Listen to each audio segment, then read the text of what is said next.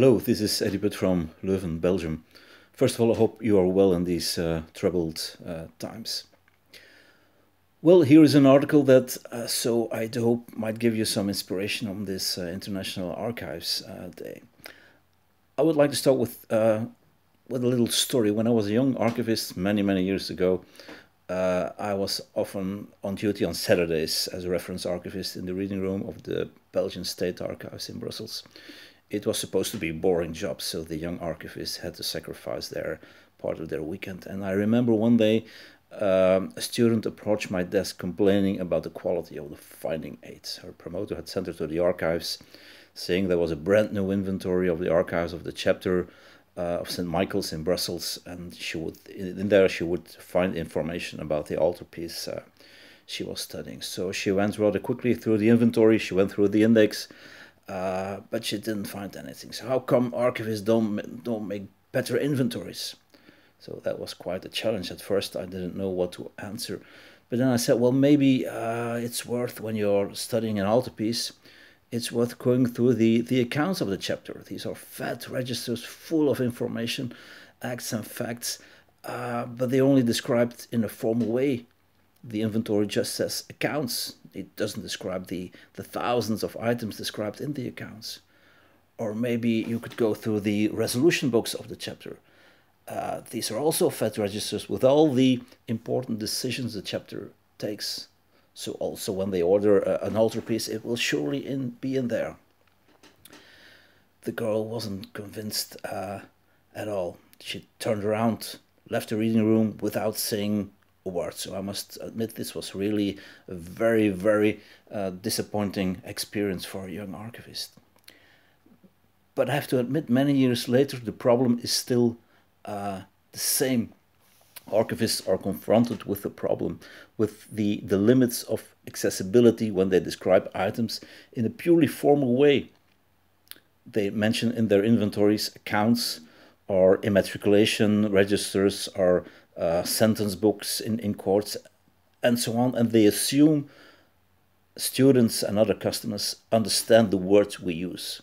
Well, this is not always the case, and I think many of our users are not aware of the wealth of information hidden about these very short formal descriptions.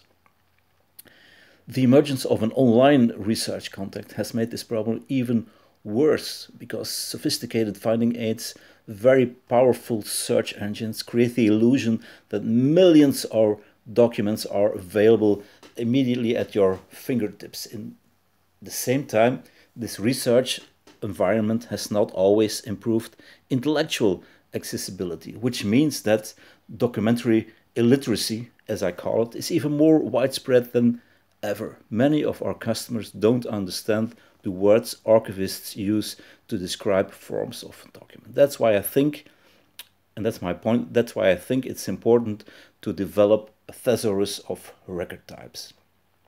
I compare it with nature. When you want to identify a flower, you use a flora. Online or in hard copy, you use a flora to identify a certain plant. Well, there is no such reference framework for the wealth of formal variation in the archives. We don't have to start from scratch. There is the art and architecture thesaurus. There are the authority lists used by national archives, etc. But we could go much further.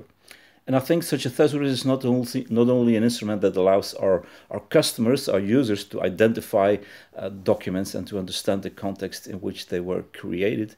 It can also be an important tool for archivists in order to determine the documents they find and to describe them in a standardized way. It can also be used in archival education, I think, in order to make students familiar with the wealth of archival documents available. In short, I think archivists have to think out of the box by designing new representational architecture. I think a well-considered thesaurus of record types, national ones and an international one, can call the flora of archives, can be a very strong instrument, an eye-opener that might realize an ambition that at first sight is very hard to achieve. Yeah, it's about making documentary forms of archives accessible, showing the wealth of information hidden behind these documentary forms. So, in my opinion, the great challenge for the archival world not only lies in making massive content online accessible, that's also important, but the great challenge is creative unlocking of this formal wealth of archives. And that's precisely, I think, that's one of the core businesses of our profession. So thank you much for your attention. I hope you enjoyed the article, and meanwhile, take care of yourself and each other. Thank you very much.